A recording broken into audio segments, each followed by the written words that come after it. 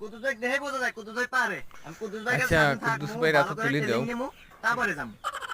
এ বন্ধু ভাবি কিন্তু কি খারাপ করবে, কথা কয় করার না। কিছু নাই। সারাদিন টেলিং দিয়া যদি দিয়ে আমরা দেও। বাইরে লেবা পারি টিয়া কামাইবা পারি এটা কিন্তু ভালো। আচ্ছা কথা তো ঠিকই কছু বন্ধু, আসলে গরুতে পড়ে গেছি বেতালে টিয়া তখন যেভাবে দেও ভাই কামাই দেও, করাই নাকি। পয়সার খাম।